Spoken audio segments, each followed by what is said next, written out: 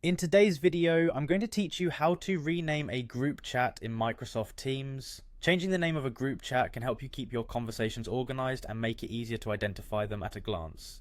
So let's dive right into the process without further ado.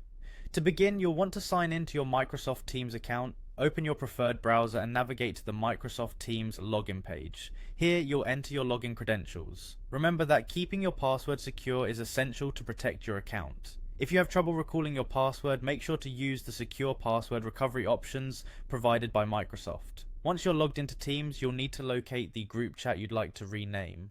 On the left-hand side of the screen, you'll see a list of your chats. Scroll through or use the search bar to find the particular chat you're interested in. As you hover over the chat name, you'll notice a pencil icon appearing just to its side. This icon is key to editing your chat name. Click on the pencil icon, which will open an editable text field. Here you can type in the new name for your group chat. Consider choosing a name that clearly represents the purpose of the chat or the group of people involved to make it easier for everyone to identify. If you're part of multiple teams within your organization, creating a naming convention might be helpful. Something like choosing prefixes that represent different projects or departments can streamline how you organize chats.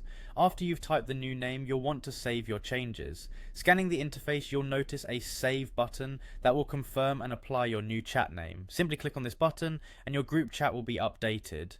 And there you have it. Renaming a group chat in Microsoft Teams is a fairly straightforward process, but it's a skill worth knowing.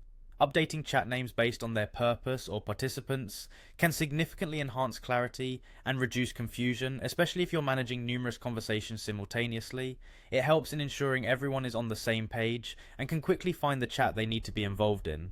Thanks for watching, and I hope you find this tip helpful in your daily use of Microsoft Teams. If you have any other questions or need further assistance, feel free to look at other tutorials or reach out to your IT support team for a more tailored guidance. Don't forget to like this video if you found it useful and subscribe for more tech tips and tutorials.